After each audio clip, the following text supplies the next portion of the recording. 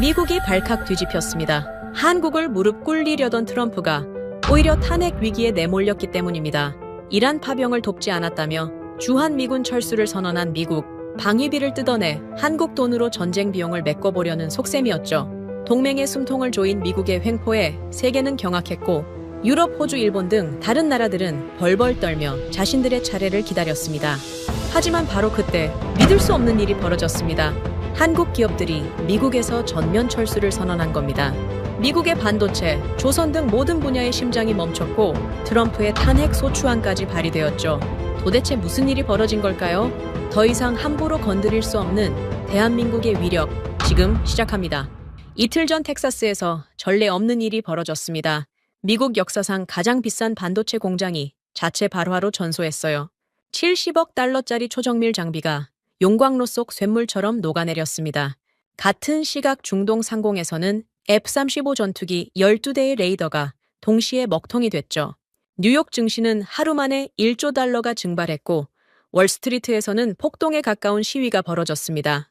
도대체 어떻게 이런 일이 가능했을까요? 테러가 아니었습니다. 전쟁도 아니었어요. 제가 직접 그 버튼을 눌렀습니다. 정확히 말하면 누르도록 강요했죠. 우리 손으로 우리 제국의 심장에 칼을 꽂은 겁니다. 저는 윌리엄 벤스, 백악관 국가안보회의 인도태평양 안보전략 선임국장이었습니다. 하버드 로스쿨을 수석으로 졸업하고 28년간 워싱턴의 안보정책을 설계해온 사람이에요. 제가 이었습니다 라고 과거형을 쓴 이유는 지금 이 순간 저는 텅 빈 집무실에서 개인 짐을 싸고 있기 때문입니다. 책상 위에는 두 동강 난 만년필 하나만 덩그러니 남았어요. 3주 전만 해도 저는 이 방에서 세계 반도체 패권의 지도를 다시 그리고 있었습니다. 한국이라는 작은 나라의 엔지니어 600명쯤이야. 서류 한 장이면 무릎 꿇릴 수 있다고 확신했거든요. 3주 전 그날로 돌아가겠습니다. 4월 초 워싱턴의 아침은 벚꽃이 흩날리고 있었지만 백악관 지하 3층 NSC 벙커에는 햇빛 한 줄기 들어오지 않았어요. 저는 새벽 5시부터 그 벙커에 앉아 있었습니다. 회의 시작 4시간 전이었죠. 테이블 위에는 제가 석 달간 공들여 만든 문서가 놓여 있었어요. 전략자산 강제 귀속 동의서 두께가 한 뼘은 됐습니다. 이 서류에 한국 측 서명을 받아내는 순간 텍사스 삼성 슈퍼팹은 미국 연방자산으로 귀속되는 구조였어요. 몽블랑 만년필 뚜껑을 열고 마지막 페이지를 다시 한번 훑었습니다. 빈틈이 없었어요. 아니, 빈틈이 없다고 믿었습니다. 9시 정각 한국 대표단이 도착했습니다. 삼성전자 글로벌 제조전략 총괄 박동환 부사장과 주미 한국 대사 수행원 3명이었어요. 그들은 통상적인 반도체 공급망 점검 회의에 초대받은 줄 알고 있었습니다. 벙커 입구에서 무장 헌병 4명이 도열해 있는 걸 보고 대사의 표정이 살짝 굳더군요. 하지만 박동환이라는 사람은 눈 하나 깜짝하지 않았습니다. 방진복 대신 남색 수트를 입고 있었지만 그 사람의 눈빛은 클린룸에서 기계를 노려보는 엔지니어 그 자체였어요. 나중에야 알았지만 그 무표정이 가장 무서운 거였습니다. 전자기기를 수거하겠습니다. 헌병이 트레이를 내밀었어요. 대사가 항의하려 입을 열었지만 박동환이 먼저 휴대전화를 트레이에 올려놓았습니다. 아무 말 없이요? 수행원들도 하나씩 따라 했죠. 벙커 문이 닫혔습니다. 이중 잠금 장치가 돌아가는 둔탁한 소리가 회의실에 울렸어요. 그 순간부터 이 방은 회의실이 아니었습니다. 감금실이었죠. 저는 자리에서 일어나지 않았습니다. 만년필을 천천히 굴리며 한국 대표단이 자리에 앉기를 기다렸어요. 국가안보보좌관 마이클 게리슨이 제 옆에 앉아 있었는데 그 사람은 저와 달랐습니다. 외교적 수사 같은 건 관심도 없는 매파 중의 매파였거든요. 군산복합체의 이익을 대변하는 킹메이커, 펜타곤 출신의 강경론자, 게리슨에게 동맹이란 총을 들이밀면 알아서 굴복하는 속국이었습니다. 저도 본질적으로는 같은 생각이었어요. 다만 저는 총 대신 만년필을 쓸 뿐이었죠. 한국 대표단이 착석하자마자 벽면 대형 스크린이 켜졌습니다. 게리슨이 리모컨 버튼을 누른 거예요. 화면에 나타난 건 공급망 데이터가 아니었습니다. 백악관 집무실이 실시간으로 중계되고 있었어요. 트럼프 대통령이 책상 앞에 앉아 문서에 서명하고 있었습니다. 카메라가 문서 제목을 클로즈업했죠. 이란 파병 비협조국에 대한 주둔 미군 단계적 철수 행정명령. 대사의 얼굴이 하얗게 질렸어요. 한국이라는 단어는 없었지만 누구를 겨냥한 건지 이 방에 있는 모든 사람이 알았습니다. 게리슨이 두 번째 리모컨을 눌렀어요. 화면이 분할됐습니다. 오른쪽에 오산 미군 기지의 실시간 위성 사진이 떴어요. 활주로 위에 C-17 수송기 6대가 대기하고 있었고 경납고에서는 장비를 실어 나르는 병사들이 개미처럼 움직이고 있었습니다. 게리슨이 위성 사진 프린트를 한국 대표단 앞에 던졌어요. 테이블 위를 미끄러져 박동환 앞에서 멈췄습니다. 보시는 대로입니다. 게리슨이 말했어요. 목소리에 감정이 없었습니다. 그게 더 섬뜩했죠. 대통령의 행정명령은 방금 발효됐습니다. 철수 대기 태세는 사진에서 확인하셨고요. 남은 건 하나예요. 살고 싶으면 텍사스 삼성 펩 통제권 100%를 넘기십시오. 그때 제가 나설 차례였습니다. 저는 몽블랑 만년필 옆에 놓아둔 서류 뭉치를 한국 대표단 앞으로 밀었어요. 전략자산 강제 귀속 동의서 36시간 내 서명하라는 조건이 첫 페이지에 붉은 글씨로 박혀 있었습니다. 방위비를 내지 않으면 텍사스 공장은 내일부터 미 연방 자산입니다. 저는 목소리를 높이지 않았어요. 화를 내거나 위협하는 건 제 스타일이 아니거든요. 우아하게, 조용하게, 법적 근거를 들이밀며 목줄을 조이는 게 저의 방식이었습니다. 바로 그때 벙커 철문이 안쪽에서 쾅 하고 열렸어요. 로버트 헤일스 중장이 헌병 2명을 밀치고 들어왔습니다. 펜타곤 첨단 무기체계 획득 총괄, 삼성별 장군이 보안 구역을 뚫고 난입한 겁니다. 손에는 붉은 표지의 기밀 보고서가 들려 있었어요. 국장, 이건 자살 행위입니다. 헤일스가 보고서를 테이블 위에 내려쳤습니다. 탁 하는 소리가 벙커 안에 울렸어요. 삼성 인력을 건드리면 우리 무기체계의 동기화 코드가 붕괴합니다. F-SINSO 레이더 칩, 이지스 함 통신 모듈, 전부 삼성 엔지니어들이 유지보수하고 있다는 걸 모르십니까? 저는 보고서 표지를 봤습니다. 최우선 경고, 반도체 인력 이탈 시 국방망 붕괴 시뮬레이션이라고 찍혀 있었어요. 한 장, 2장 넘겼습니다. 데이터는 상세했고 경고는 구체적이었어요. 삼성 엔지니어가 빠지면 90일 일 내에 미군 첨단 무기 체계의 37%가 정비 불능 상태에 빠진다는 내용이었습니다. 수치가 눈에 들어왔지만 머리에는 들어오지 않았어요. 아니, 들어오게 하고 싶지 않았습니다. 이 보고서를 인정하는 순간 제가 석 달간 설계한 모든 계획이 무너지니까요. 저는 헌병을 불렀습니다. 중장을 밖으로 모셔드려라. 헤일스가 끌려나가면서 뒤돌아봤어요. 그 눈빛이 아직도 잊히지 않습니다. 분노가 아니었어요. 애원이었습니다. 제발 이 보고서를 읽어달라는 절박함이었죠. 하지만 저는 그 시선을 외면했습니다. 기름때 묻은 현장 이야기 따위가 엑셀 시트와 법안의 힘을 이길 수 있다고는 단 1초도 생각하지 않았거든요.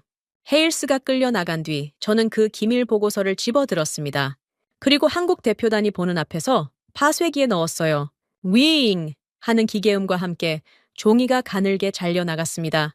제국의 유일한 구명조끼를 제 손으로 찢어버린 순간이었죠. 물론 그때는 몰랐습니다. 박동환이 파쇄기를 바라보고 있었어요. 무표정이었습니다. 분노도, 두려움도, 경멸도 없었어요. 30년간 반도체 공장에서 기계의 미세한 떨림을 읽어온 사람의 얼굴이었습니다. 감정을 드러내는 건 비효율적이라는 걸 몸으로 아는 사람 특유의 고요함이었죠. 대사가 옆에서 무언가를 속삭였지만 박동환은 고개도 돌리지 않았어요. 그 다음에 박동환이 한 행동을 저는 평생 잊지 못할 겁니다. 탁자를 치지 않았어요. 소리를 지르지도 조국의 자존심을 내세우지도 않았습니다. 대신 제 몽블랑 만년필을 가리켰어요. 그 펜 좀 빌리겠습니다. 담담한 목소리였습니다. 저는 어이가 없어서 건네줬어요. 박동환은 수트 안주머니에서 낡은 수첩을 꺼냈습니다. 가죽이 달아 실밥이 보이는 현장에서 수십 년 굴린 게 분명한 수첩이었죠. 거기에 제가 강요한 협박 조건들을 한 줄 한 줄 적기 시작했습니다. 텍사스 펩 통제권 양도, 기술 데이터 전면 제출, 36시간 데드라인, 한 글자도 빠뜨리지 않았어요.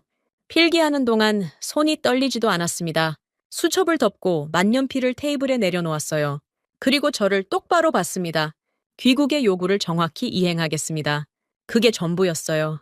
항의도, 협상도, 시간을 달라는 요청도 없었습니다. 저는 속으로 웃었어요. 예상대로였거든요. 우산 밖으로 내몰린 피보호국은 결국 자기 발로 걸어 들어오게 되어 있다는 제 확신이 맞았다고 생각했습니다. 박동환이 일어섰어요. 수행원들도 따라 일어났습니다. 대사만 의자에서 일어서지 못하고 입술을 깨물고 있었는데 박동환이 대사의 어깨를 가볍게 잡아 일으켜 세웠어요.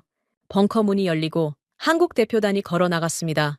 발소리가 복돼서 멀어져 갔어요. 저는 그 뒷모습을 보며 만년필 뚜껑을 닫았습니다. 끝났군. 게리슨이 의자 등받이에 몸을 기대며 말했어요. 저도 같은 생각이었습니다. 게리슨이 벙커 한쪽에 준비해둔 샴페인 병을 집어들었어요. 뻥 하고 코르크가 터졌습니다. 잔에 거품이 넘쳤어요. 국가안보보좌관과 선임국장이 지하 벙커에서 샴페인을 부딪히며 건배하는 모습, 지금 돌이켜보면 이보다 어리석은 장면이 또 있을까 싶습니다. 저는 그날 밤 집무실로 돌아와 만년필을 책상 위에 올려놓고 의자에 깊이 앉았어요. 완벽한 하루였다고 생각했습니다. 한국은 겁에 질려 항복했고 텍사스 펩은 곧 미국 연방 자산이 될 터였죠. 서류의 힘, 법안의 힘, 제국의 힘. 28년간 제가 믿어온 모든 것이 오늘 다시 한번 증명됐다고 확신했어요. 창밖으로 워싱턴 기념탑에 불이 들어오는 게 보였습니다. 이 도시의 불빛은 영원할 거라고 믿었어요. 하지만 박동환의 그 낡은 수첩 속에서는 제가 불러준 조건들이 전혀 다른 의미로 재배열되고 있었습니다. 저는 그걸 알 수 없었어요. 서류만 보는 사람은 서류 뒤에 숨은 칼날을 볼 수 없으니까요. 텍사스 테일러 시티의 새벽은 습했습니다. 사막지대 특유의 건조함이 아니라 클린룸에서 뿜어져 나오는 정제된 공기가 공장 외벽을 따라 안개처럼 깔려 있었어요. 삼성 슈퍼팹은 밤에도 잠들지 않는 괴물이었습니다. 24시간, 365일, 단 1초의 공백도 없이 나노 단위의 회로를 찍어내는 거대한 심장이었죠. 저는 그 심장의 주인이 누구인지 바꿔놓을 생각에 들떠 있었습니다. 벙커 회의 다음 날 아침, 저는 워싱턴에서 직접 지시를 내렸어요. 미 상무부 기술안보국 요원 12명과 무장 헌병 8명을 텍사스로 급파한 겁니다. 명목은 외국 기업 전략자산 긴급 실태 점검이었지만 본질은 달랐어요. 데이터 압수수색이었습니다.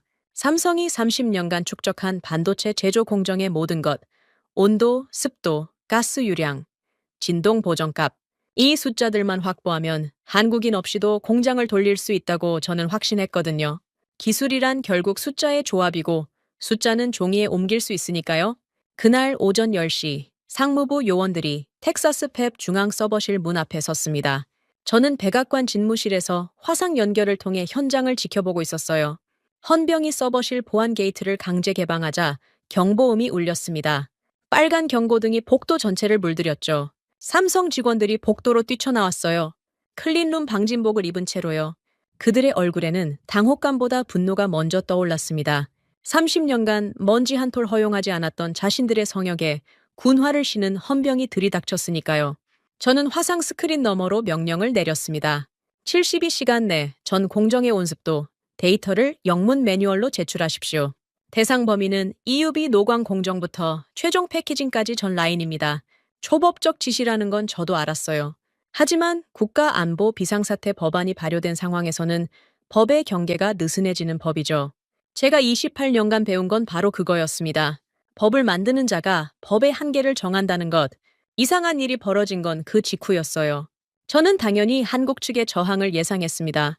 외교적 항의, 국제법 위반 주장, 최소한의 시간 끌기라도 할 거라고 봤죠. 그런데 아무 일도 일어나지 않았어요. 삼성이 군말 없이 순응하기 시작한 겁니다. 지시가 하달된 지 2시간도 안 돼서 데이터 전송이 시작됐습니다.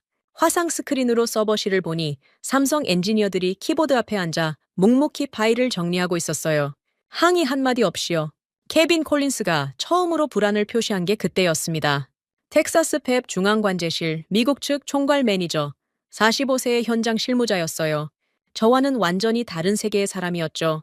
하버드가 아니라 텍사스 주립대 공대 출신이고 양복 대신 작업복을 입고 서류가 아니라 기계를 만지는 사람이었습니다.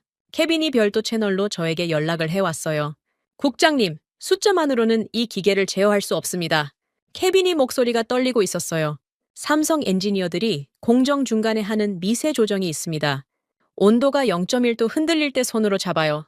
진동이 허용 범위를 벗어나기 3초 전에 소리로 감지하고요. 이런 건 매뉴얼에 적을 수 있는 성질의 것이 아닙니다. 저는 케빈의 말을 흘려들었어요. 숫자로 표현할 수 없는 기술이 어디 있습니까? 온도면 온도, 진동이면 진동, 전부 파라미터로 환원할 수 있는 물리적 현상일 뿐이에요. 케빈에게 이렇게 답했습니다. 콜린스, 삼성이 제출하는 데이터를 빠짐없이 검수하고 누락된 항목이 있으면 즉시 보고해 주십시오. 감상적인 걱정은 접어두시고요. 통화를 끊고 화면을 봤습니다. 데이터가 실시간으로 백악관 서버에 쌓이고 있었어요. 온도 프로파일, 습도 변화 곡선, 가스 유량 로그, 장비별 세팅값, 수만 페이지 분량의 숫자들이 폭포수처럼 쏟아졌습니다.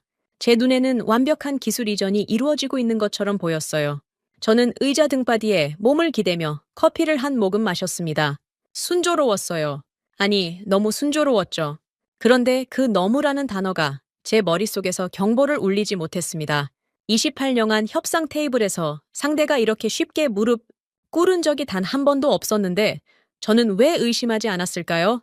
한국이라는 나라를 얕봤기 때문이에요. 작은 나라, 피보호국, 부품 공급처. 그들이 고개 숙이는 건 당연한 일이라고 저의 뼛속 깊이 각인돼 있었으니까요. 박동환 부사장이 무엇을 하고 있는지 저는 전혀 몰랐습니다. 나중에야 알게 된 사실이지만 박동환은 데이터 제출이 시작되기 전 현장 엔지니어 전원에게 단 한 줄의 지시를 내렸어요. 원하는 껍데기 숫자만 주십시오. 그게 무슨 뜻이었는지 당시에 저는 이해할 수 없었을 겁니다. 공정 매뉴얼에 적히는 숫자와 실제 공정에서 기계를 살아 움직이게 하는 숫자는 같은 것이 아니었거든요. 매뉴얼에는 노광 온도 22.5도라고 적혀 있었지만 실제 현장에서는 외부 기온, 습도, 장비 노후도, 심지어 웨이퍼 로트마다 달라지는 미세한 편차를 엔지니어의 감각으로 보정하고 있었습니다. 그 보정값이 바로 삼성이 30년간 쌓아온 암묵지, 기계에 깃든 영혼이었어요. 그리고 그 영혼은 단 한 줄도 문서에 적히지 않았습니다. 백악관 서버에 쌓인 건 껍데기였어요. 완벽한 형태를 갖추고 있었지만 숨이 붙어 있지 않은 종이 인형이었죠.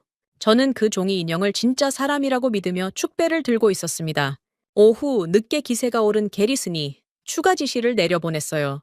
반도체 데이터만으로는 부족하다면서 한국 배터리 설계도까지 당장 제출하라는 문서였습니다.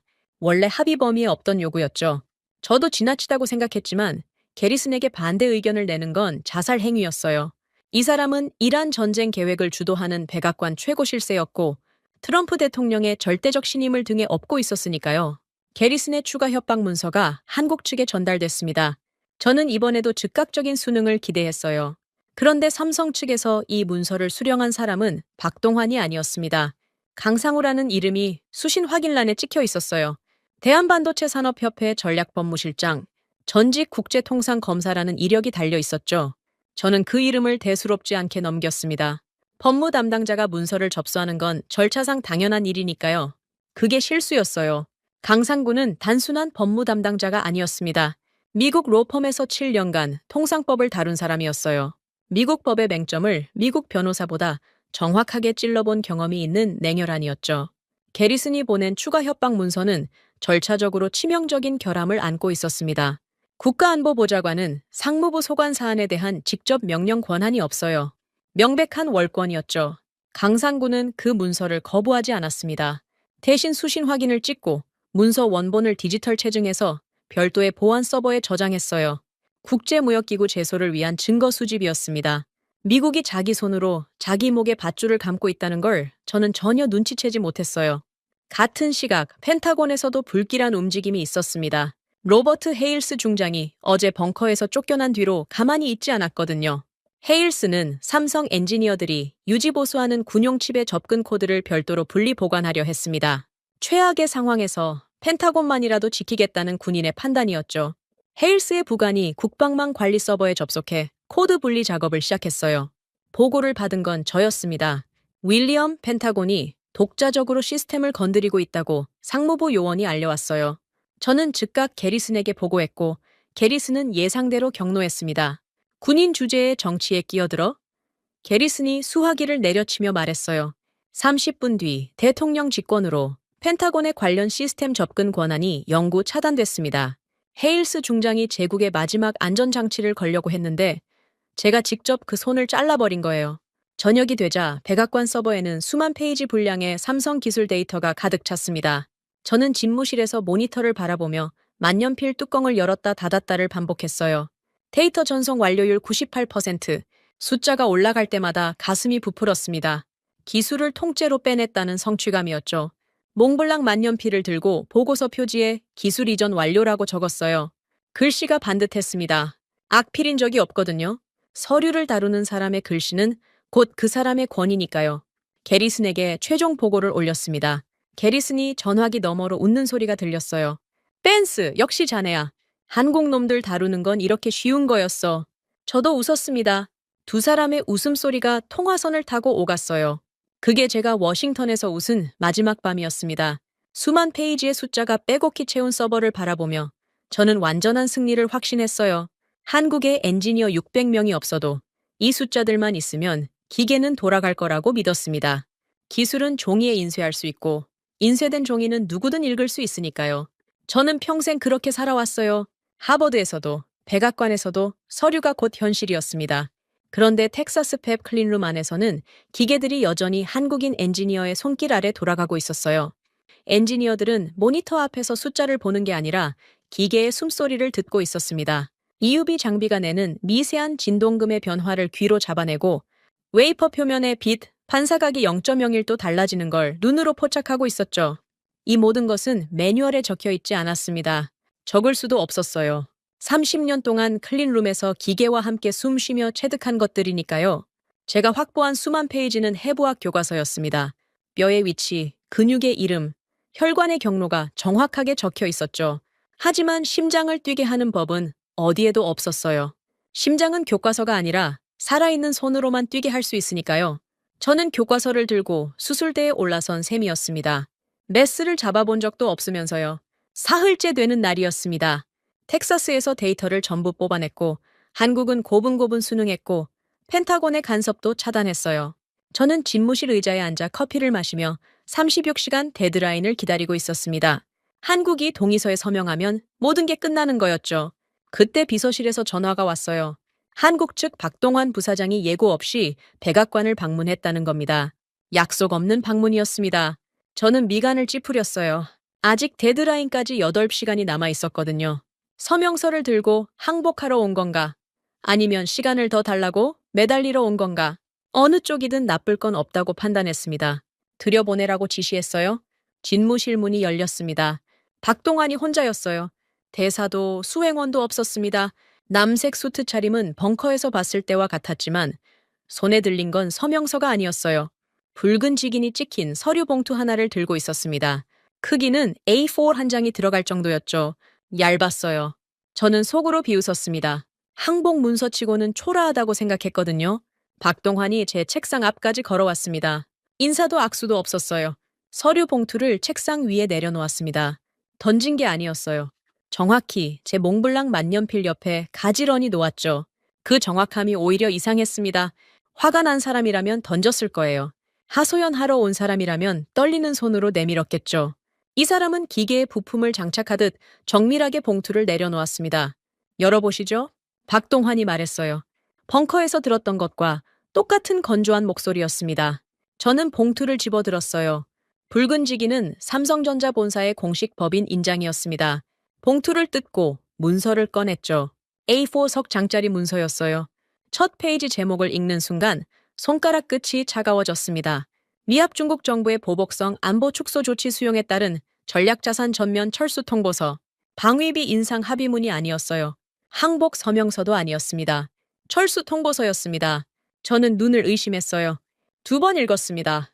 세 번째 읽을 때 문장 하나하나가 비수처럼 꽂히기 시작했죠. 귀국 정부가 행정명령으로 주한미군 철수를 결정하였으므로 본사는 이를 존중하여 안보 보호가 종료된 해외 자산의 인력을 72시간 내 전원 철수합니다. 미군 철수를 수용한다고요? 저는 박동환을 올려다봤어요. 무표정이었습니다. 벙커에서 파쇄기를 지켜보던 그 얼굴 그대로였죠. 저는 2번째 페이지로 넘겼습니다. 거기에 진짜 폭탄이 있었어요. 미 국방부 납품 군용 레이더 칩 유지 보수 코드를 절수 정각에 영구 셧다운합니다. 등골이 서늘해졌습니다. 군용 칩이요? 텍사스 팹에서 생산되는 민수용 반도체만 문제인 줄 알았어요. 그런데 이 문서는 펜타곤의 무기체계를 직접 겨누고 있었습니다. F-35 레이더 칩, 이지스함 통신 모듈, 군사 위성 데이터 처리 장치, 삼성 엔지니어들이 유지 보수하는 군용 부품의 목록이 세 번째 페이지에 빼곡히 나열돼 있었어요. 17개의 품목이었습니다. 저는 그 목록의 절반도 모르는 장비들이었죠. 이게 이틀 전 헤일스 중장이 들고 왔던 기밀 보고서의 내용이었구나. 그제야 깨달았습니다. 제가 직접 파쇄기에 넣어버린 그 보고서요. 박동환이 입을 열었어요. 국장님께서 30여 시간 데드라인을 정해주셨으니 저희도 정확히 지키겠습니다. 데드라인이 끝나는 시각에 인력 철수와 코드 셧다운을 동시에 실행합니다. 남은 시간은 72시간입니다. 저는 자리에서 벌떡 일어났습니다. 의자가 뒤로 밀려 벽에 부딪혔어요.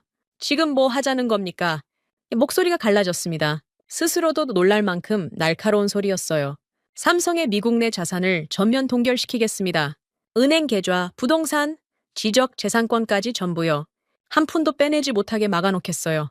박동환의 표정이 변하지 않았습니다. 한치도요. 기계의 경고음을 수천 번 들어본 사람은 사람의 고함 따위에는 눈 하나 깜짝하지 않는다는 걸 그때 처음 알았어요. 박동환이 수트 안주머니에서 그 낡은 수첩을 다시 꺼냈습니다. 벙커에서 제 만년필로 적어둔 페이지를 펼쳤어요. 국장님, 자산 동결은 국내법상 사법부의 긴급 동결 명령이 필요합니다. 소요 시간 최소 사흘. 저희 철수까지 남은 시간은 72시간이에요. 박동환이 수첩을 읽는 게 아니라 제 얼굴을 보며 말했습니다. 숫자가 정확했어요. 그리고 외국 기업의 합법적 사업, 자산을 행정부 독단으로 동결하는 건 자유시장 경제의 근간을 파괴하는 행위입니다. 유럽연합, 일본, 대만까지 들고 일어날 겁니다. 글로벌 제재 대상이 되는 건 저희가 아니라 미합 중국이에요. 제가 벙커에서 강요한 조건들이었습니다.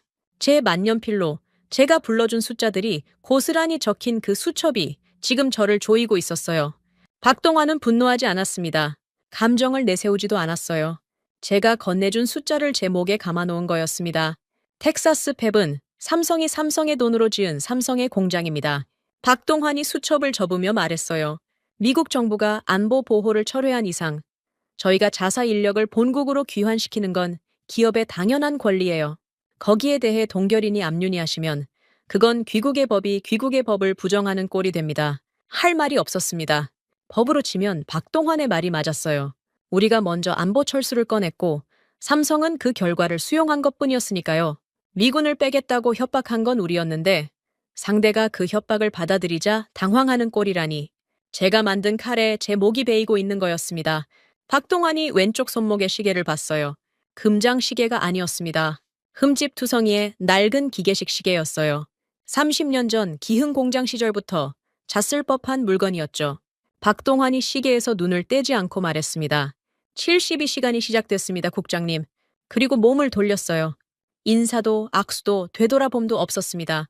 집무실 문이 닫혔어요. 저는 즉시 게리슨에게 전화를 걸었습니다. 손이 떨리지는 않았어요. 아직은요. 목소리를 최대한 평정하게 유지하려 애썼지만 수화기 너머의 게리슨은 제 보고를 듣고도 코웃음을 쳤습니다. 전형적인 동양의 허세야, 벤스. 게리슨의 목소리에는 여유가 묻어 있었어요. 삼성이 미국 시장을 포기할 수 있을 것 같나? 72시간이 지나면 꼬리를 내리고 다시 기어 들어올 거야. 무조건 버텨. 저도 게리슨의 판단에 기대고 싶었습니다. 한국이 미국 시장을 포기할 리 없다는 건 상식이었으니까요. 삼성에게 미국은 최대 고객이자 최대 시장이었어요. 이 카드를 진짜로 실행할 배짱이 있을 리 없다고 저도 그렇게 믿고 싶었습니다. 전화를 끊고 나서 벽면 스크린을 켰어요. 보좌관에게 지시해서 카운트다운 시계를 메인 화면에 띄우게 했습니다. 치오! 붉은 숫자가 1초 단위로 줄어들고 있었어요. 텍사스 팹 전면 철수 및 군사망 셧다운까지 남은 시간.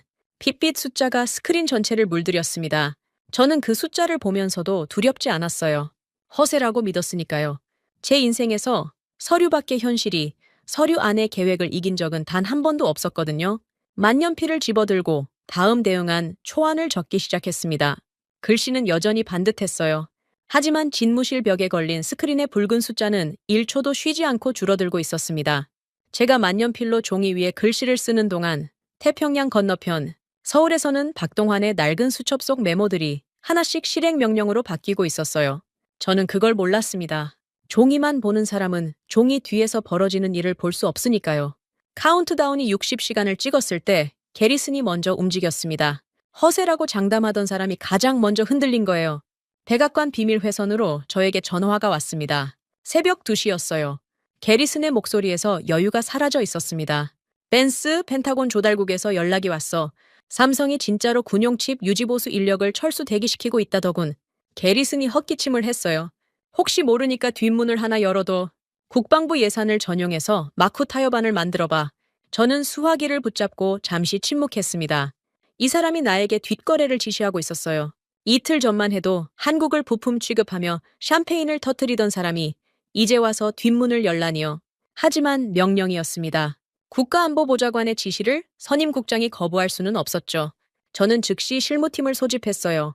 다음 날 아침 저는 삼성 측의 비공식 채널로 연락을 취했습니다. 제안 내용은 파격적이었어요. 방위비 분담금 10년 유예, 텍사스 삼성 펩 경영진 전원 영주권 보장, 삼성 미국 법인에 대한 세금 감면, 5년 연장. 솔직히 이 정도면 어떤 기업이든 귀가 솔깃할 조건이었습니다. 저는 이 제안서를 만년필로 직접 작성했어요. 금장 테두리가 달린 백악관 공식 서한지예요. 격식을 갖추면 상대가 감동한다는 게 제 28년 경험이었으니까요. 회신은 2시간 만에 돌아왔습니다. 보낸 사람은 강상구 법무실장이었어요. 저는 봉투를 뜯으며 기대했습니다. 역제안이 오거나 최소한 협상 여지를 남기는 답변이 올 거라고 생각했거든요. 하지만 안에 들어있던 건 공식 거절 공문 한 장이었습니다. 그것도 저한테만 온 게 아니었어요. 하단에 참조란이 있었는데 미 상원 외교위원회, 하원, 군사위원회, 미 연방감사원이 동시 수신자로 찍혀 있었습니다. 심장이 쿵 내려앉았어요. 비공식 뒷거래를 의회에 참조를 걸어 공식 기록으로 만들어버린 겁니다. 이건 거절 이상의 의미였습니다. 백악관이 한국 기업의 뇌물성 특혜를 제안했다는 증거가 의회 기록에 남은 거예요. 게리슨이 이 사실을 알면 저를 살려두지 않을 거였습니다. 저는 수화기를 들었다가 내려놓았어요. 보고할 수도 보고하지 않을 수도 없는 진퇴양난이었죠. 강산구라는 사람이 제 뒷거래를 거절한 게 아니라 제 정치 생명의 못을 박은 거였습니다. 게리슨에게는 간략하게만 보고했어요. 한국 측이 거절했다. 그것만 전했습니다. 의회 참조권은 입에 담지 못했어요. 게리슨이 수화기 너머로 욕설을 퍼부었지만 저는 들리지 않는 척했습니다. 머릿속이 하얘졌거든요. 게리슨은 뒷거래가 실패하자 다음 수를 즉시 꺼냈습니다. 대체 인력 투입이었어요. 삼성 엔지니어가 없어도 공장을 돌릴 수 있는 인력을 급히 확보하라는 지시였죠. 저는 인도의 반도체 위탁 생산 업체 3곳에 동시에 연락했습니다. 일당 3배를 제시하며 엔지니어 500명을 이틀 내로 텍사스에 집결시키라고 했어요. 돈이 문제가 아니었습니다. 미국의 자존심이 걸린 일이었으니까요. 아니, 솔직히 말하면 제 자존심이었습니다. 36시간 만에 인도 엔지니어 482명이 텍사스 인근 호텔에 도착했어요. 뭄바이, 벵갈루루, 하이데라바드에서 날아온 사람들이었습니다. 경력 증명서를 확인해보니 평균 경력 8년, 반도체 설계와 공정 관리 경험이 있는 인력들이었죠. 숫자만 보면 충분했어요. 저는 다시 한번 확신했습니다. 수만 페이지의 매뉴얼에 500명의 엔지니어라면 기계를 돌리는데 무슨 문제가 있겠습니까?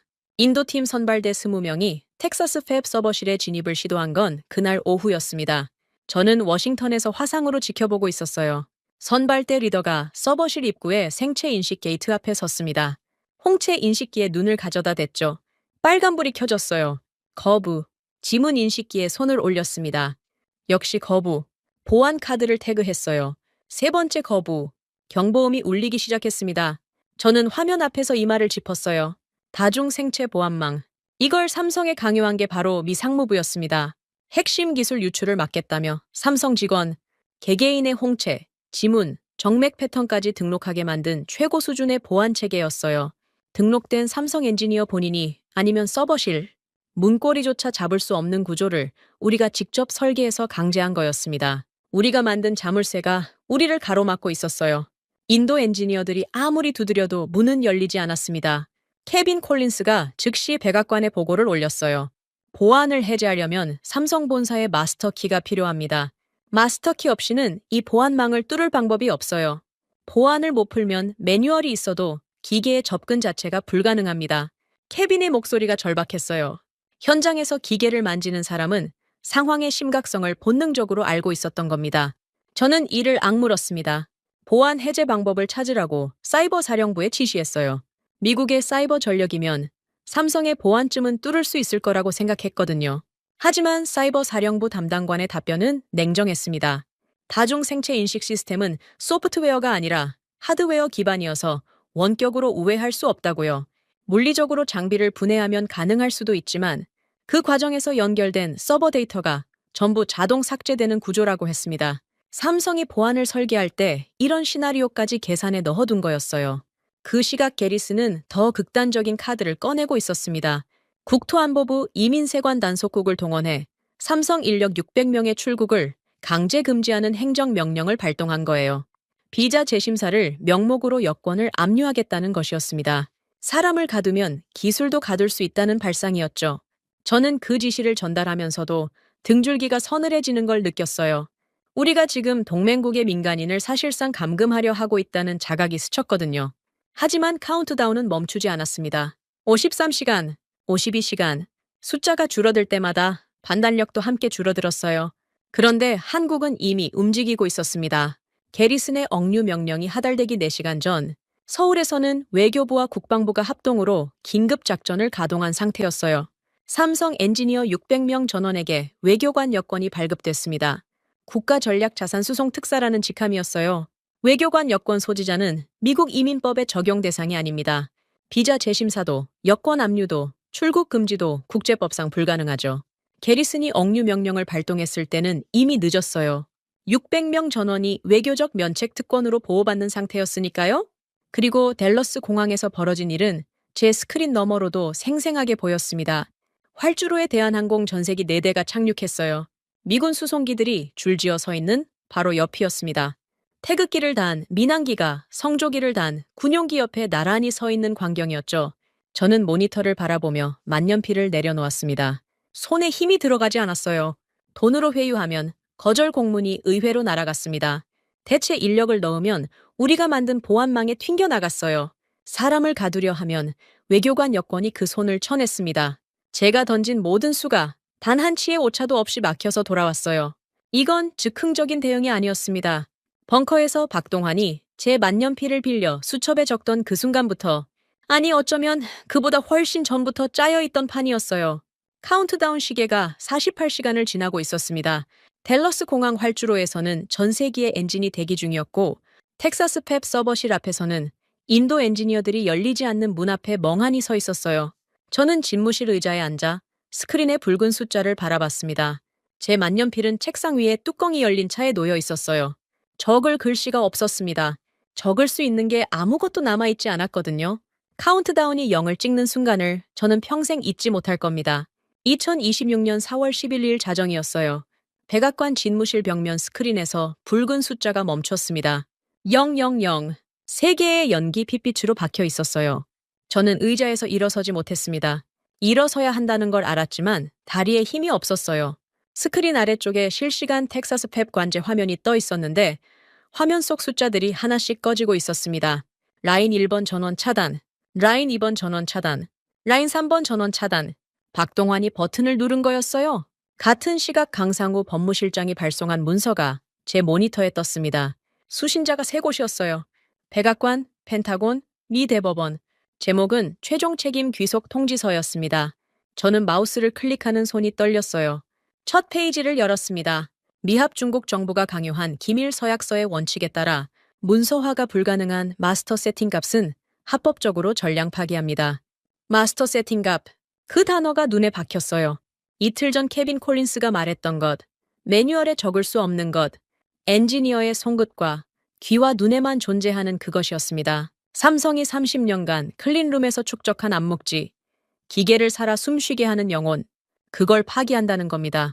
아니, 정확히 말하면 파기가 아니었어요. 애초에 종이에 적힌 적이 없으니 파기할 것도 없었죠. 사람이 떠나면 자동으로 사라지는 것이었습니다. 그런데 강상구는 그 사실을 법적 문서로 명시한 거예요. 우리가 강요한 기밀 서약서, 즉 기술을 외부에 유출하지 말라는 그 서약서를 역이용해서요. 문서화할 수 없는 기술은 문서화하지 않은 게 당연하고 문서화하지 않은 것은 유출한 것이 아니니 파기에도 위반이 아니라는 논리였습니다. 우리가 만든 서약서가 우리 목을 조르고 있었어요. 두 번째 조항이 더 치명적이었습니다. 일방적 안보 파기에 따른 기술협력 14조 발동으로 군용 칩 접근 권한을 즉시 영구 차단합니다. 이 조항의 근거가 뭔지 아십니까? 트럼프 대통령이 직접 서명한 국가안보 비상사태 법안이었어요. 그 법안에는 안보 비상사태 시 외국 기업의 기술 협력 의무가 면제된다는 조항이 포함되어 있었습니다. 우리가 한국을 위협하려고 만든 법안이었는데 그 법안 안에 한국이 빠져나갈 구멍이 들어 있었던 거예요. 아니, 구멍이 아니었습니다. 강상구는 그 조항을 칼로 바꿔놓았어요. 세 번째 조항에서 저는 완전히 무너졌습니다.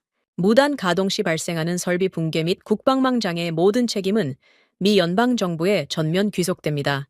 이게 마지막 덫이었어요. 삼성이 떠난 뒤 기계를 억지로 돌리면 폭발할 수 있다는 걸 법적으로 통보한 겁니다. 통보했으니 책임은 우리한테 있어요. 안 돌리면 군사망이 마비되고 돌리면 공장이 터지는데 그 책임도 우리 거예요. 어느 쪽을 택하든 파멸이었습니다. 저는 통지서를 2번, 3번 읽었어요. 읽을 때마다 새로운 덫이 보였습니다. 모든 조항이 미국의 기존 법률과 트럼프가 서명한 행정명령에 근거하고 있었어요. 한국이 새로운 논리를 만든 게 아니었습니다. 우리가 만든 법을, 우리가 서명한 문서를, 우리가 강요한 서약서를 재료로 써서 덫을 짠 거였어요. 서류의 힘을 믿어온 제가 서류로 목이 잘리고 있었습니다. 게리슨에게 전화를 걸었어요. 이번에는 목소리를 평정하게 유지할 여유가 없었습니다. 통지서 내용을 읽어줬어요. 게리슨이 30초쯤 침묵했습니다. 그 30초가 30분처럼 느껴졌어요. 그리고 게리슨이 입을 열었습니다. 저딴 법적 종이 쪼가리다 무시해. 무조건 기계를 돌려. 직권 발동이야. 저는 수화기를 귀에서 뗐다가 다시 댔어요. 제대로 들은 건지 확인하고 싶었거든요. 보좌관님, 통지서에 무단 가동 시 설비 연구 손상이 발생한다고 명시돼 있습니다. 삼성이 남긴 경고를 무시하고 강제 가동하면 공장 전체가 날아갈 수도 있어요. 벤스. 게리슨의 목소리가 낮아졌어요.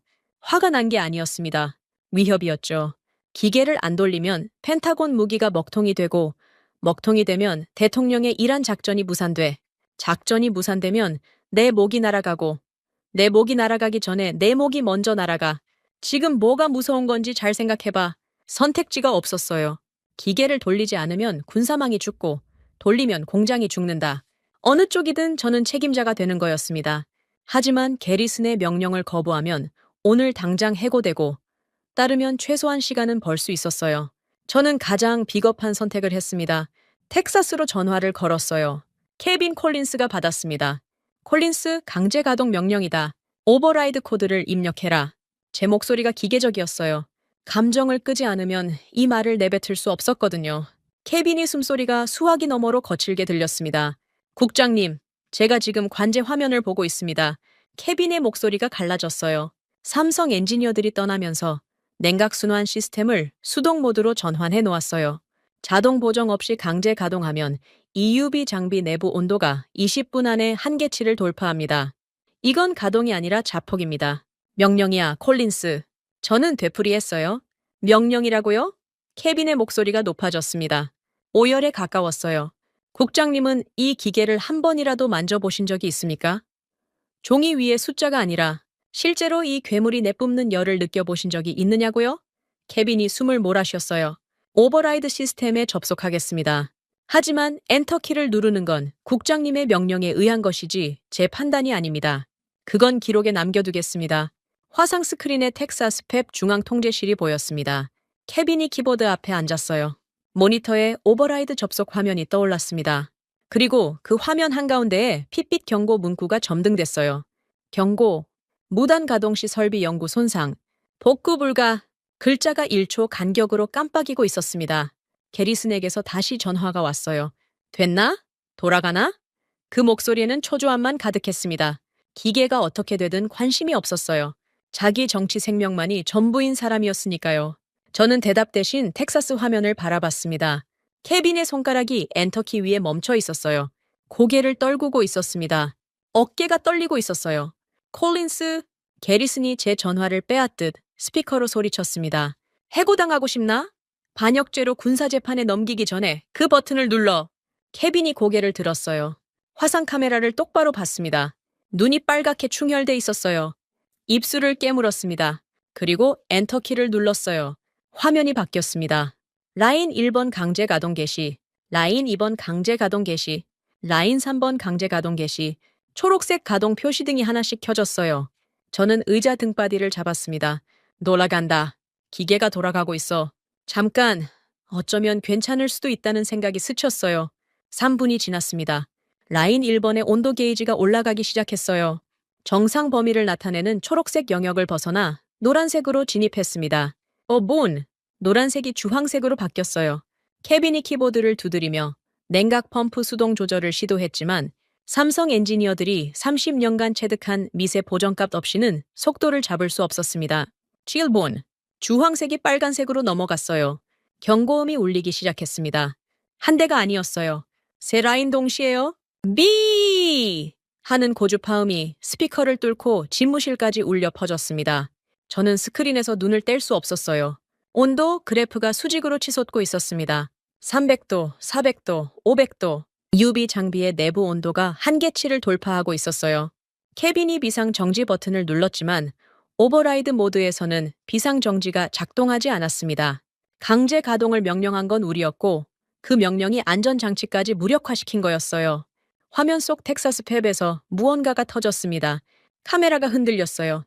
섬광이 번쩍였고 이어서 시뻘건 화염이 클린룸 유리벽을 뚫고 솟아올랐습니다. 라인 1번이었어요. 3초 뒤 라인 2번에서도 폭음이 들렸습니다. 연쇄 반응이었어요. 나노 단위의 정밀함으로 살아 숨쉬던 기계들이 주인의 손을 잃은 채 억지로 돌아가다가 내부부터 용광로처럼 불타오르고 있었습니다. 캐빈의 비명이 스피커를 통해 들려왔어요. 공장이 타고 있습니다. 당신들이 이 나라의 미래를 불태웠습니다. 케빈이 카메라를 향해 소리치고 있었어요. 얼굴에 그을음이 묻어 있었습니다. 화면이 끊겼어요. 통신이 두절된 겁니다. 집무실이 고요해졌습니다. 스크린에는 통신 없음이라는 회색 글자만 떠 있었어요. 게리슨의 전화도 끊어져 있었습니다. 저는 의자에 앉은 채 만년필을 내려다봤어요. 금장 테두리가 형광등 불빛에 번들거렸습니다. 이 펜으로 한국을 무릎 꿇리겠다고, 서류의 힘으로 세계를 통제하겠다고 28년간 믿어온 제가 종이에 적히지 않는 기술 앞에서 이렇게 무너지고 있었습니다. 텍사스 팹이 불타고 있던 바로 그 시각, 댈러스 공항에서는 전혀 다른 풍경이 펼쳐지고 있었습니다. 삼성 엔지니어 600명이 4대의 대한항공 전세기에 질서전견하게 탑승하고 있었어요. 저는 공항 보안 카메라 피드를 집무실 보조 모니터로 돌려받고 있었습니다. 화면 왼쪽에서는 텍사스 팹의 화재 진압 헬기가 불길 위를 선회하고 있었고 화면 오른쪽에서는 태극기가 그려진 전세기가 활주로에서 이륙 준비를 하고 있었어요. 두 화면이 나란히 놓여있는 광경이 초현실적이었습니다. 엔지니어들의 움직임을 보고 있으려니 이상한 감정이 올라왔어요. 분노도 공포도 아닌 설명하기 어려운 감각이었습니다. 그 사람들은 뛰지 않았어요. 당황하지도 않았습니다. 공항 터미널을 지나 탑승 게이트로 향하는 발걸음이 출근길처럼 담담했죠. 캐리어 하나, 백팩 하나, 짐이 적었어요. 30년간 클린룸에서 기계와 씨름한 사람들이 미국을 떠나는 모습이 고작 이렇게 가벼울 수 있다는 게 믿기지 않았습니다. 하지만 그들이 가져가는 건 캐리어 안에 들어있지 않았죠. 손끝에, 귀에, 눈에 30년의 경험이라는 형태 없는 무기가 담겨 있었으니까요. 첫 번째 전세기가 이륙했습니다. 활주로를 달리는 기체 옆으로 미군 CC-7 수송기 6대가 보였어요. 며칠 전 오산기지 철수용으로 대기시켜 놓았던 바로 그 수송기들이었죠. 우리가 한국을 겁주려고 배치한 군용기 옆에서 한국의 민항기가 유유히 날아오르는 장면이었습니다. 그 대비가 뱃속을 뒤틀리게 만들었어요. 전세기가 이륙하는 걸 지켜볼 여유도 잠깐이었습니다. 텍사스 팹 쪽 화면에서 상황이 걷잡을 수 없이 악화되고 있었거든요. 강제 가동 후 라인 1번과 2번에서 시작된 화재가 3번 라인까지 번졌어요. EUV 장비 내부의 초고순도 주석 용액이 과열되면서 장비 케이스를 뚫고 화염이 분출된 겁니다. 소방대가 진입했지만 클린룸 내부의 특수가스가 산소와 반응하면서 일반 소화약제가 먹히지 않았어요. 70억 달러짜리 팹이 자체 연료로 타오르고 있었습니다. 투입됐던 인도 엔지니어들은 이미 공장에서 빠져나온 뒤였어요. 껍데기 매뉴얼을 들고 클린룸에 들어가 봤자 나노 단위의 진동 제어값을 찾을 수 없었거든요. 매뉴얼에는 진동 보정 주파수 32.5Hz라고 적혀 있었지만 실제 현장에서는 외부 온도, 습도, 장비 노후도에 따라 그 값이 시시각각 달라졌어요. 삼성 엔지니어들은 장비가 내는 미세한 윙소리의 변화를 귀로 감지하고 0.01Hz 단위로 손으로 조정하고 있었습니다. 인도 엔지니어들이 가진 건 숫자뿐이었고 숫자만으로는 이 괴물을 길들일 수 없었어요. 매뉴얼을 펼쳐둔 채 경보음 속에서 우왕좌왕하다가 연기가 밀려오자 전원 대피한 거였습니다. 그때 집무실 보조 전화기가 울렸어요. 펜타곤이었습니다. 국방부 상황실에서 긴급 통화를 요청한다는 안내음이 흘러나왔죠. 저는 수화기를 들었어요. 상대방은 합참 작전지원처장이었습니다. 목소리가 경직돼 있었어요. 국장, 지금 중동 상공에서 이상 현상이 발생하고 있습니다. F-35 편대 12대의 레이더 칩 통신이 동시에 끊겼어요. ENAPG-81 레이더 시스템이 일제히 오프라인으로 전환됐습니다. 파일럿들이 전부 수동 비행으로 전환했는데 야간 작전 중이라 시각 확인이 불가능한 상태예요. 심장이 멈추는 것 같았습니다. F-35의 레이더 칩, 삼성 엔지니어들이 유지보수하던 군용 반도체가 실시간으로 죽어가고 있었어요. 강산구의 통지서에 명시된 대로 군용 칩 접근 권한이 정각에 차단된 겁니다. 저는 수화기를 쥔 손에 힘이 빠져 거의 떨어뜨릴 뻔했어요. 사이버 사령부에서 복구 시도 중입니다. 처장이 이어서 말했어요. 삼성 보안 모듈에 강제 접속을 시도하고 있는데 상황이 좋지 않습니다. 사이버 사령부가 움직이고 있다는 말에 저는 한 가닥 희망을 붙잡았어요. 미국의 사이버 전력이면 어떤 보안이든 뚫을 수 있을 거라고 믿었거든요. 하지만 그 희망은 7분밖에 가지 못했습니다. 처장에게서 두 번째 전화가 왔어요. 이번에는 목소리가 아니라 비명에 가까웠습니다. 국장, 상황이 역전됐습니다. 사이버 사령부가 삼성 보안 모듈에 강제 접속을 시도했는데 보안 모듈이 이걸 외부 해킹으로 인식해서 역으로 펜타곤 메인 서버를 셧다운시켜 버렸습니다. 지금 국방망 중앙 노드가 전부 내려간 상태예요. 수화기를 내려놓았습니다. 놓은 게 아니라 떨어뜨린 거였어요. 우리가 삼성의 문을 두드린 게 아니라 우리 집 벽을 허문 꼴이 된 겁니다. 삼성 보안 모듈은 단순한 방화벽이 아니었어요. 접근 권한이 차단된 상태에서 외부 접속이 감지되면 연결된 모든 하위 시스템을 자동으로 차단하는 연쇄 방어 프로토콜이 내장돼 있었습니다. 사이버 사령부가 문을 따려다가 건물 전체의 전기를 끊어버린 셈이었죠. 펜타곤의 무기체계 데이터 서버, 위성통신 중계 노드, 전투기 원격 정비 시스템까지 줄줄이 꺼졌어요. 집무실이 갑자기 조용해졌습니다. 아니, 조용해진 게 아니라 제 귀가 먹먹해진 거였어요. 모니터 세대가 각각 다른 재앙을 보여주고 있었습니다. 왼쪽 화면에서는 텍사스 팹이 불타고 있었고 가운데 화면에서는 펜타곤 시스템 상태가 전부 빨간색으로 물들어 있었고 오른쪽 화면에서는 댈러스 공항에서 세 번째 전세기가 이륙하고 있었어요. 세 개의 화면이 하나의 이야기를 하고 있었습니다. 한국이 떠나자 미국이 무너지고 있다는 이야기를요. 게리슨에게서 전화가 왔어요. 목소리가 완전히 달라져 있었습니다. 며칠 전 한국을 부품 취급하며 코웃음 치던 그 여유는 흔적도 없었어요. 벤스, 펜타곤이 먹통이야. 대통령한테 보고가 올라갔어. 무슨 수를 써서든 기계를 살려. 전화가 끊겼습니다. 무슨 수를 쓰라니요. 저한테 남은 수가 뭐가 있습니까? 매뉴얼은 껍데기였고 대체 인력은 도망쳤고 보안은 뚫리지 않았고 사이버 사령부는 상황을 더 악화시켰어요. 그때 케빈 콜린스에게서 마지막 전화가 왔습니다. 화재 현장에서 대피한 뒤였어요. 배경에서 사이렌 소리와 헬기 엔진음이 뒤섞여 들렸습니다. 케빈의 목소리는 체념한 사람의 것이었어요. 분노도 절규도 지나간 뒤에 텅 빈 목소리였습니다. 국장님, 라인 3개가 전부 전소됐습니다. EUB 장비 12대, 화학기상 증착 장비 24대, 전부 복구 불가능합니다. 케빈이 잠시 멈췄어요. 숨을 고르는 소리가 들렸습니다. 장비만 탄 게 아닙니다. 이 기계들 안에 저장돼 있던 삼성 엔지니어들의 30년 세팅값, 그러니까 기계의 영혼이라고 불러야 할 것들, 그것도 전부 불에 탔어요. 새 장비를 들여와도 그 세팅값 없이는 빈 껍데기입니다. 저는 아무 말도 하지 못했어요. 케빈이 마지막으로 한마디를 덧붙였습니다. 낮은 목소리였어요. 국장님이 그날 벙커에서 헤일스 중장의 보고서를 파쇄기에 넣지 않았더라면 이 공장은 아직 살아 있었을 겁니다. 전화가 끊겼어요. 저는 수화기를 내려놓고 창밖을 봤습니다. 워싱턴의 새벽이 밝아오고 있었어요. 기념탑에 걸려있던 불빛이 하나둘 꺼지고 있었습니다. 보조 모니터에서 네 번째 전세기가 댈러스 공항을 이륙하는 게 보였어요. 태극기를 단 민항기 4대가 먹통이 된 미국의 통제망을 유유히 뚫고 야간 비행으로 영공을 벗어나고 있었습니다. 관제탑에서는 출국 정지 명령을 내릴 수도 없었어요. 600명 전원이 외교관 여권을 소지하고 있었으니까요. 우리가 막을 수 있는 건 아무것도 없었습니다.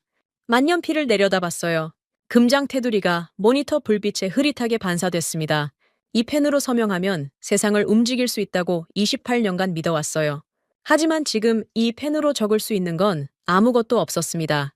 불을 끄는 매뉴얼도, 레이더를 살리는 코드도, 떠난 사람들을 되돌리는 명령서도 이 펜으로는 쓸 수 없었어요. 기술은 종이에 인쇄되지 않는다는 걸. 경험이라는 영혼이 빠진 기계는 수천억 원짜리 고철, 덩어리에 불과하다는 걸 저는 70억 달러짜리 화재와 펜타곤의 암전을 대가로 치르고서야 깨달았습니다. 텍사스 팹 전소와 펜타곤 먹통 소식이 세상에 알려지는 데는 차에 1시간도 걸리지 않았습니다. 새벽 5시, 월스트리트 저널의 데이비드 버그만이 첫 탈을 쳤어요. 백악관의 보복이 미국 증시 1조 달러를 허공에 태웠다. 제목만으로도 핵폭탄이었습니다. 버그만은 사태의 본질을 정확하게 짚었어요. 한국의 이기심이 아니라 미국 엘리트들의 지적 자살이라고 규정한 겁니다. 기사가 올라간 지 30분 만에 뉴욕 증시 선물 지수가 수직으로 추락했어요. 새벽 6시 뉴욕 증권거래소가 개장하기도 전에 빅테크 주가가 시간 외 거래에서 폭락하기 시작했습니다. 애플, 엔비디아, 퀄컴, 인텔, 삼성 반도체에 의존하는 기업들의 주가가 도미노처럼 쓰러졌어요. 군수업체는 더 참혹했습니다. 록히드 마틴, 레이시온, 노스롭 그러먼, F-35 레이더 마비 소식이 퍼지면서 방산 섹터 전체가 패닉에 빠졌죠. 개장 15분 만에 서킷 브레이커가 발동됐어요. 거래가 전면 중단됐습니다. 제가 28년간 본 워싱턴에서 백악관의 단일 정책 실수로 서킷 브레이커가 터진 건 처음이었어요. 집무실에 앉아서 CNN 생중계를 보고 있었습니다. 월스트리트 앞에 시위대가 몰려들고 있었어요. 폭동 수준이었습니다. 내 연금을 돌려놔라. 무능한 정부를 심판하라. 는 피켓이 카메라에 잡혔죠. 연기금과 퇴직 자산이 하루아침에 증발한 사람들이었어요. 이 사람들의 노후가 불타고 있었습니다. 텍사스 펩과 함께요. 그 와중에 게리슨은 마지막 발악을 하고 있었어요. 저는 그 과정을 실시간으로 지켜봤습니다. 게리슨이 일본에 전화를 건 건 아침 7시쯤이었어요. 일본 외무성 경제국장 다카하시에게 직접 통화를 시도한 겁니다. 반도체 부품을 긴급으로 융통해달라는 요청이었죠. 아니요, 요청이 아니었어요. 협박에 가까웠습니다. 일본도 미국의 우산 아래 있다는 걸 잊지 마라는 식이었죠. 저는 옆 회선으로 통화 내용을 모니터하고 있었어요. 다카하시의 답변은 짧았습니다. 게리슨 보좌관님, 아시아 반도체 연합은 이미 평택으로 향하고 있습니다. 일본 단독으로 도와드릴 수 있는 상황이 아닙니다. 전화가 끊겼어요. 뚜뚜뚜. 끊긴 회선의 신호음이 집무실에 울려 퍼졌습니다. 동맹국마저 등을 돌린 겁니다. 아니, 등을 돌린 게 아니었어요. 우리가 먼저 동맹의 의미를 파괴했으니까요. 안보를 인질로 잡고 기술을 빼앗는 나라의 우산 아래 남고 싶은 동맹이 어디 있겠습니까? 다카하시가 언급한 평택이라는 단어가 귀에 걸렸습니다. 평택이면 삼성의 본진이었어요. 아시아 반도체 연합이 평택으로 향한다는 건 무슨 뜻입니까? 저는 정보국에 즉시 확인을 지시했어요. 30분 뒤 올라온 보고의 등골이 서늘해졌습니다. 대만 TSMC, 일본 르네사스, 한국 SK하이닉스가 삼성 평택 캠퍼스에서 긴급 공동회의를 열고 있다는 첩보였어요. 미국이 빠진 자리를 아시아가 메우고 있었습니다. 하지만 아시아보다 더 빠르게 움직인 곳이 있었어요. 유럽이었습니다. 정확히 말하면 독일이었죠. 그날 오후 2시 정보국에서 두 번째 보고가 올라왔습니다. 독일 연방경제기후보호부 장관 마르쿠스 리히터의 특별기가 사우디아라비아 경유로 한국 평택에 착륙했다는 내용이었어요. 의회 승인도 없이 장관이 전용기를 띄웠다는 건 비상 중의 비상이라는 뜻이었습니다. 리히터가 왜 그렇게 급했는지 저는 뒤늦게 파악했어요. 독일의 자동차 산업이 반도체 부족으로 이미 위기에 몰려 있었거든요. 벤츠, BMW, 폭스바겐의 생산 라인이 칩 부족으로 가동률이 70%까지 떨어진 상태였습니다. 거기에 미국이 삼성을 내쫓았다는 소식이 전해지자 글로벌 반도체 공급망이 완전히 뒤집어질 거라는 공포가 유럽 전체를 덮쳤어요. 리히터는 이 혼란을 기회로 본 겁니다. 미국이 벌인 세계 최고의 기술력을 독일이 선점하겠다는 계산이었죠. 리히터가 평택에서 뭘 했는지는 그날 저녁 뉴스를 통해 전 세계에 생중계됐습니다. 저는 집무실 스크린으로 그 장면을 봤어요. 리히터 장관이 삼성 평택 캠퍼스 로비에서 박동환 부사장과 나란히 서 있었습니다. 두 사람 사이의 테이블 위에는 독일어와 한국어로 된 문서가 놓여 있었어요. 리히터가 펜을 들어 서명했습니다. 1천억 유로 규모의 전략적 반도체 파트너십이었어요. 독일 드레스덴에 삼성 전용 반도체 클러스터를 건설하고 삼성에게 유럽 시장 독점 공급권을 부여한다는 내용이었습니다. 1천억 유로. 그 숫자를 보는 순간 의자에서 미끄러질 뻔했어요. 미국이 삼성을 걷어찬 지 72시간도 안 돼서 독일이 1천억 유로를 들고 달려온 겁니다. 저는 한국을 부품 취급했는데 독일은 한국을 파트너로 모시고 있었어요. 그 차이가 만들어낸 결과가 지금 제 눈앞에 펼쳐지고 있었습니다. 리히터의 기자회견이 이어졌어요. 평택 캠퍼스 앞마당에 글로벌 언론 카메라가 빼곡히 들어차 있었습니다. 리히터가 마이크 앞에 섰어요. 미국이 버린 세계 최고의 장인들을 유럽이 선점했습니다. 카메라 플래시가 터졌어요. 저는 그 문장을 듣는 순간 관자놀이가 욱신거렸습니다. 버린 거라고요? 우리가 언제 삼성을 버렸습니까? 우리는 삼성을 굴복시키려 한 거지 버리려 한 게 아니었어요. 하지만 결과적으로 리히터의 말이 맞았습니다. 굴복시키려다 떠나보냈고 떠나보낸 건 버린 것과 같았으니까요. 리히터는 거기서 멈추지 않았어요. 두 번째 폭탄이 터졌습니다. 독일 대통령이 직권으로 드레스덴 인근에 삼성 100년 전략 특구를 승인했다는 발표였어요. 유럽연합의 복잡한 환경 영향평가, 노동법 검토, 지역, 주민동의 절차를 전부 건너뛰고 하루 만에 프리패스로 통과시킨 겁니다. 유럽연합 규제가 악명 높다는 건 누구나 아는 사실이에요. 새 공장 하나 짓는데 평균 3년이 걸리는 곳이 유럽입니다. 그 3년을 하루로 압축했다는 건 독일이 삼성을 얼마나 절박하게 원했는지를 보여주는 거였어요. 텍사스에서 돌아온 삼성 엔지니어들은 짐도 풀지 못했습니다. 인천공항에 도착하자마자 평택 캠퍼스로 직행했어요. 공항에서 바로 독일 합작 프로젝트 총괄 책임자로 전원 투입된 겁니다. 미국이 쫓아낸 사람들이 착륙한 지 6시간 만에 유럽의 핵심 전략 자산으로 둔갑한 거예요. 엔지니어 한 명 한 명의 머릿속에 담긴 30년의 경험이 미국에서는 교체 가능한 부품 취급을 받았지만 독일에서는 1천억 유로의 가치로 평가받았습니다. 그날 밤 가장 굴욕적인 장면이 기다리고 있었어요. 펜타곤 조달국장이 독일 국방부에 이메일을 보낸 겁니다. 내용은 간단했어요. 군용 반도체 부품을 긴급 공급해달라는 요청이었습니다. 이틀 전까지 세계 최강의 군사력을 자랑하던 미 국방부가 동맹국의 부품을 구걸하는 처지가 된 거였어요. 그 이메일의 사본이 정보 채널을 통해 제 모니터에도 떴습니다. 읽을 수 없었어요. 글자가 눈에 들어오지 않았거든요. 아니, 들어오게 하고 싶지 않았습니다. 그리고 마지막 일격이 왔어요. 그날 자정, 트럼프 대통령의 이란 전쟁 작전 계획이 전면 백지화됐다는 NSC 내부 통보가 떨어졌습니다. 펜타곤의 무기체계가 마비된 상태에서는 어떤 군사작전도 불가능하다는 합참의 공식 판단이었어요. 한국을 이란 파병에 끌어들이기 위해 주한미군 철수를 협박했는데 그 협박이 부메랑이 되어 이란 작전 자체를 날려버린 겁니다. 애초에 보복 명분마저 완전히 증발해버렸어요. 남은 건 불탄 공장과 먹통이 된 전투기와 폭락한 증시뿐이었습니다. 집무실에 혼자 앉아 있었어요. 스크린에는 평택에서 열린 리히터의 기자회견 영상이 반복 재생되고 있었습니다. 박동환이 리히터 옆에서 악수를 나누는 장면이 클로즈업 될 때마다 제 시선은 박동환의 왼쪽 손목으로 갔어요. 흠집투성이의 낡은 기계식 시계가 카메라 불빛에 잠깐 반짝였습니다. 저는 제 책상 위에 몽블랑 만년필을 내려다봤어요. 금장 테두리가 번들거렸지만 그 빛이 처음으로 초라해 보였습니다. 누추하다는 느낌이 아니라 허망하다는 느낌이었어요. 이 펜이 가진 힘이란 게 결국 허상이었다는 걸 72시간 만에 온 세계가 증명해 버렸으니까요. 이틀 뒤 워싱턴은 전쟁터가 됐습니다. 텍사스가 아니라 의사당이요. 미 의회에서 초당적인 긴급 청문회가 열렸어요. 정식 명칭은 국가안보 파괴 책임규명 긴급청문회였습니다.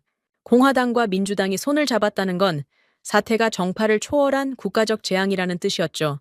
상원 군사위원장이 개회를 선언하자마자 방청석에서 야유가 쏟아졌어요.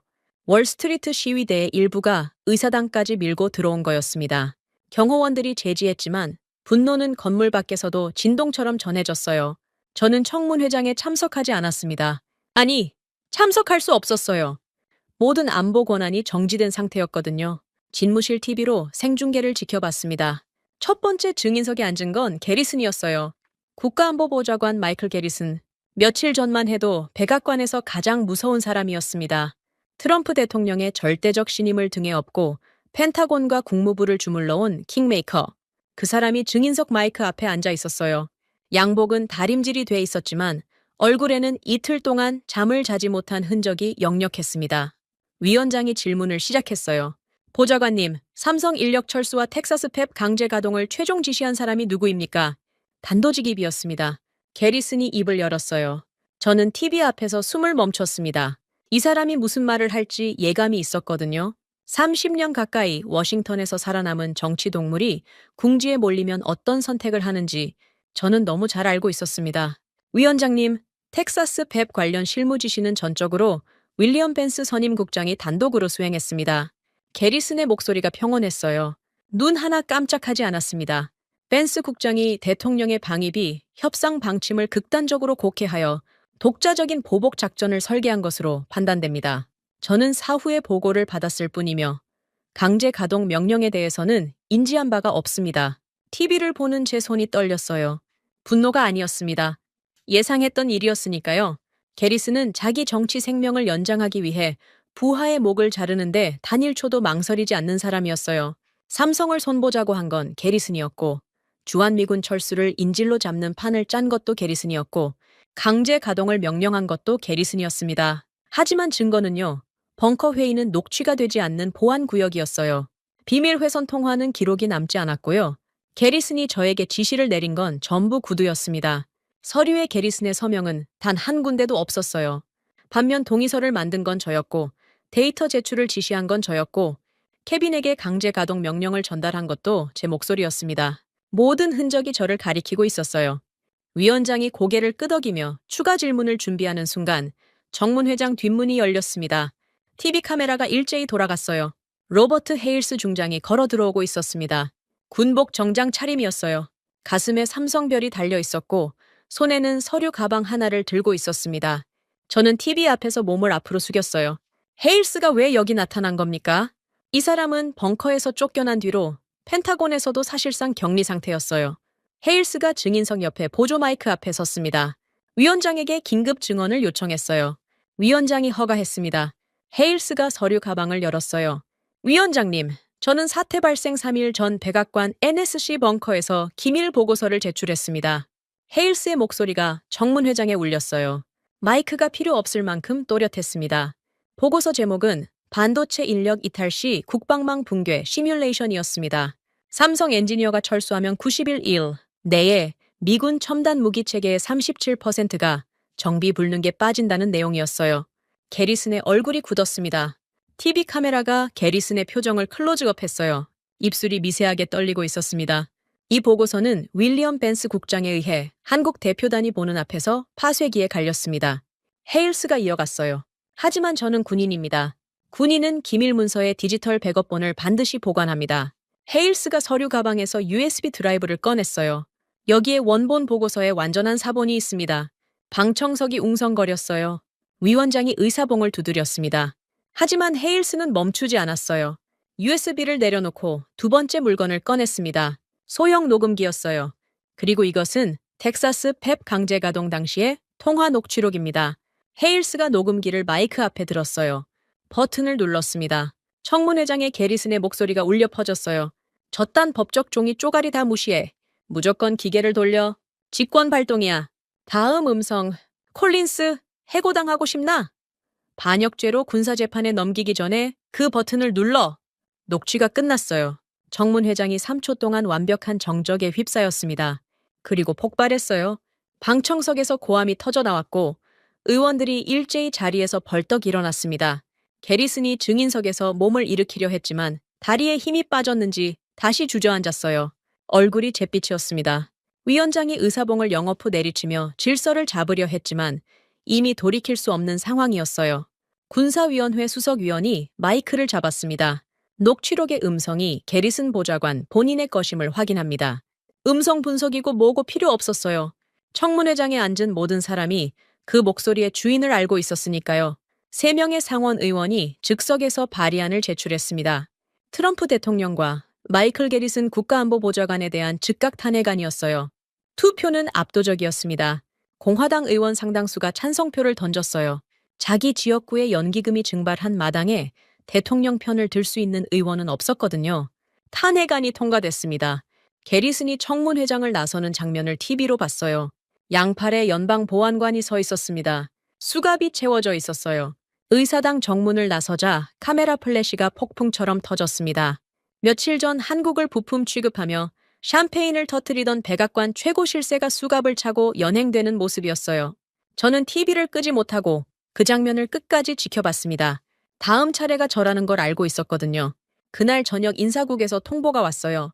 모든 직위 박탈, 안보 권한 연구 정지, 즉일부로 청사 퇴거.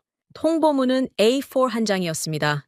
저는 28년간 수천 장의 서류에 서명했는데 제 커리어를 끝내는 데는 한 장이면 충분했어요. 밤 10시 텅 빈 NSC 집무실에 개인 짐을 싸러 들어갔습니다. 경비원이 문을 열어줬어요. 불을 켜자 익숙한 책상이 보였습니다. 서류함은 비어 있었고 컴퓨터는 이미 회수된 뒤였어요. 책상 위에 남아있는 건 하나뿐이었습니다. 몽블랑 만년필. 금장 테두리가 형광등 불빛에 둔탁하게 반사되고 있었어요. 저는 만년필을 집어들었습니다. 무거웠어요. 물리적 무게가 아니라 이 펜에 담긴 28년의 착각이 무거웠습니다. TV를 켰어요. 뉴스가 나오고 있었습니다.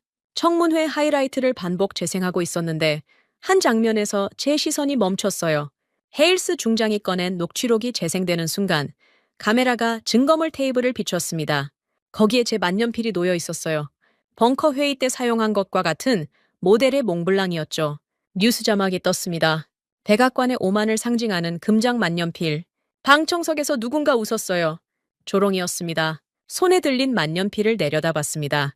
트럼프 대통령이 충성의 대가로 하사한 펜이었어요. 이 펜으로 서명하면 동맹국의 운명을 바꿀 수 있다고, 서류의 힘이 세상을 지배한다고 28년간 믿어왔습니다. 하지만 이 펜으로는 불을 끄지 못했고 레이더를 살리지 못했고 떠난 사람을 되돌리지 못했어요. 종이에 적히지 않는 기술, 엔지니어의 손끝에만 존재하는 경험, 30년간 기계와 함께 숨 쉬며 축적된 영혼.